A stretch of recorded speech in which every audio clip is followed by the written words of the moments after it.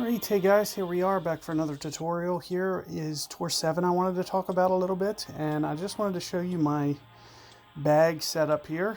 So this is plenty good enough to get through tour 7. So just wanted to show it to you. I can also sub Viking for root.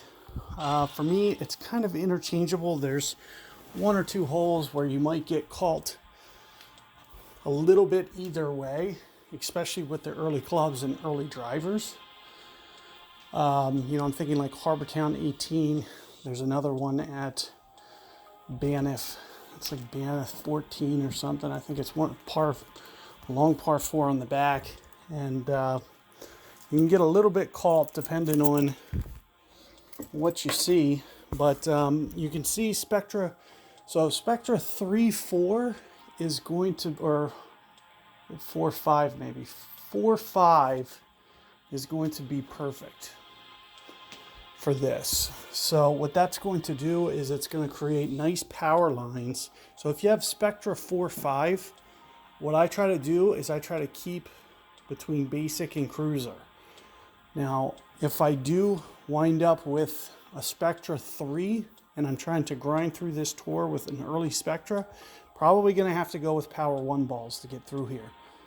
Similarly, if you do have a later Spectra as well. So a later Spectra kind of makes some, so let's say I have a Spectra 6, it kind of changes my power line up a little bit. So that goes into the 140s. It kind of makes things a little bit awkward because you can really get in between clubs. So what you'll typically want to do if you do have like a Spectra 6 is you may want to go power 1 balls for this tour because what that'll let you do is it'll let pretty much a lot of the in-betweeners, it just lets the Spectra cover all winds. Even headwinds, you'll still be able to go at a lot of those headwinds with Spectra rather easily if you do use a power ball. But the way that this is going to do is it's going to kind of divide a couple holes. So you'll see the Spectra 4-5 is going to divide a bunch of holes. And that's what we're going to be looking at for the shootout, is trying to make sure that, we're covered for tailwinds, because tailwinds we're going to be able to go Spectra, and then headwinds we're going to be able to apply Bigfoot. And even at a Bigfoot 6, this is the earliest that you want to use. So Bigfoot 6, and we're jumping right into one of these awkward holes that I was talking about. And we can really get put in a bad way if we get a headwind on this one,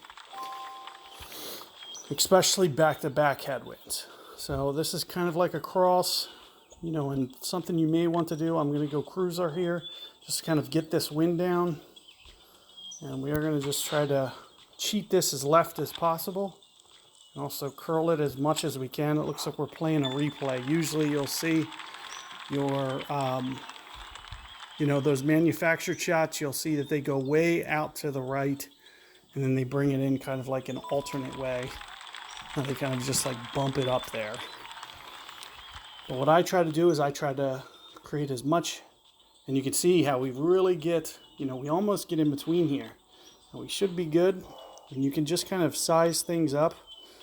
One backspin seems plenty. You do have to keep in mind we are going to be landing towards this front. And I think that might even be overkill. We might not even need all that. So I am going to wind up going full here. So full, the only thing you have to kind of protect against here is a great ball left when you have winds like this. I did catch it, but I don't think I was overly aggressive with my line. That is the one thing that you might have to worry about, and you'll see we won't even really need spin. And that's one of the reasons that Viking is still good, because when we get winds like that, we can really still stop it. Especially, the only time Viking's going to get a little nasty is if we get tailwinds. That's why you may, but it does provide that extra distance. So let's just say for that hole, it would have been easier with Viking because I wouldn't have even had to power it. And it looks like that I actually didn't end up with a replay, which I'm actually surprised by that, because you can see I won outright. The replay would have tied me there. But, especially if you are playing this hole legit, it's probably best, as you can see, to just kind of take the best angle that you can, get it as left as possible, get it towards the hole. Because you can see, even without headwind, I still had to go max power on those 2 shots. So that is going to be a tricky hole. But there you can see we were still able to get our birdie there and easily get through that hole. So keep that in mind. Good luck. I'm going to do a bunch of shootouts for you. And I'll see you guys on the next one.